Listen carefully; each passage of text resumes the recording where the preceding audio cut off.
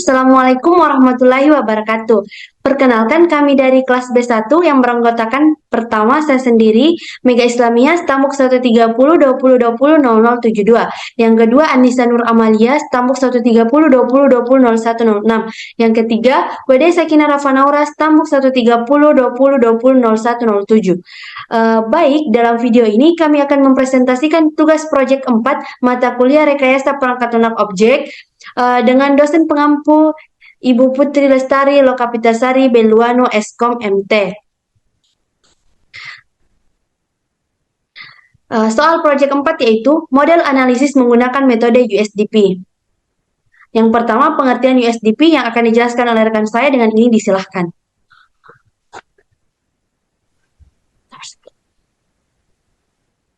Pengertian USDP. USDP atau biasa disebut dengan Unified Software Development Process. USDP adalah metode RPLO yang beradaptasi dengan semakin kompleksnya sistem atau perangkat lunak yang dikembangkan oleh vendor. Kedua, USDP, proses pengembangan perangkat lunak yang menghasilkan bagian tertentu dari sebuah sistem atau perangkat lunak yang berukuran besar dan kompleks, bahkan raksasa.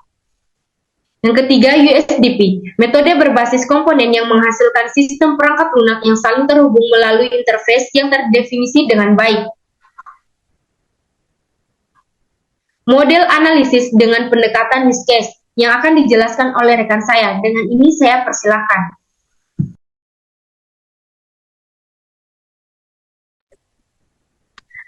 Model analisis dengan pendekatan use case. Berikut gambar dari use case diagram. Yang pertama yaitu aktor melakukan login dengan memasukkan user ID dan PIN atau password. Selanjutnya, seorang aktor dapat memilih interaksi apa yang akan dilakukan yang tersedia dalam internet banking tersebut, seperti pemesanan tiket pesawat, pemesanan hotel, pemesanan tiket kereta api, pemesanan paket pesawat plus hotel, pembelian pulsa dan paket internet, pembelian aktivitas dan rekreasi, dan pembayaran tagihan listrik, BPJS, Telkom, dan lain-lain. Selanjutnya yaitu admin. Admin melakukan login.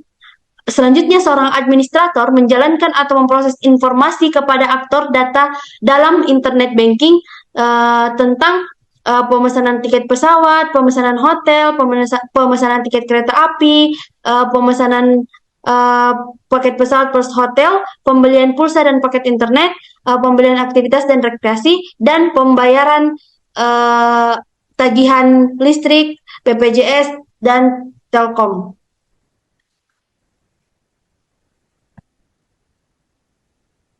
Ya, selanjutnya yaitu langkah-langkah analisis yang akan dijelaskan oleh rekan saya. Dengan ini disilahkan. Baik, selanjutnya adalah langkah-langkah analisis.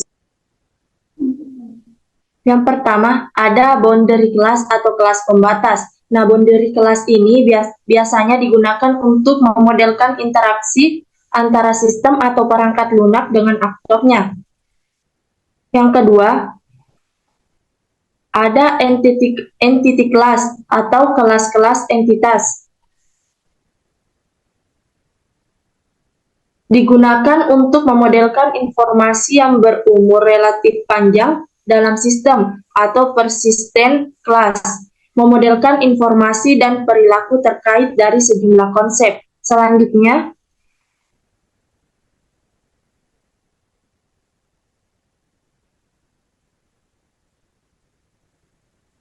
yang ketiga ada control class atau kelas-kelas kendali, merepresentasikan koordinasi, urutan atau sequence, transaksi atau transaction, dan kendali dari objek lain. Control class digunakan untuk membungkus atau encapsulated kendali yang berhubungan dengan suatu use case tertentu yang sifatnya spesifik. Yang keempat, ada realisasi use case.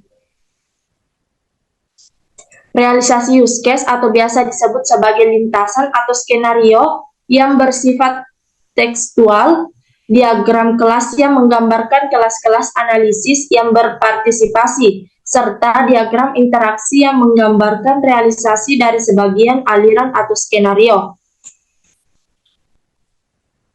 Kesimpulan yang akan dibacakan oleh teman saya. Dengan ini dipersilakan.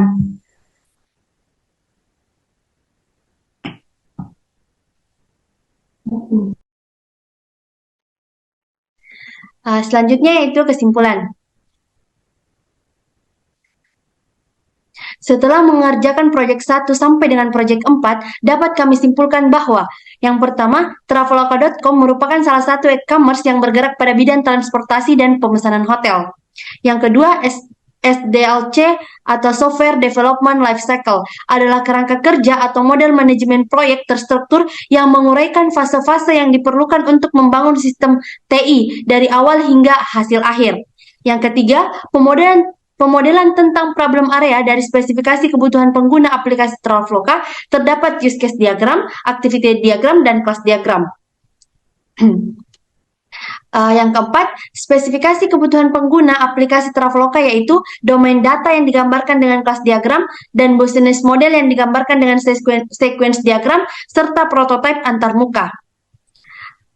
Terakhir, USDP atau Unified Software Development Process, yaitu proses pengembangan perangkat lunak yang menghasilkan bagian tertentu dari sebuah sistem atau perangkat lunak yang berukuran besar dan kompleks, atau bahkan raksasa.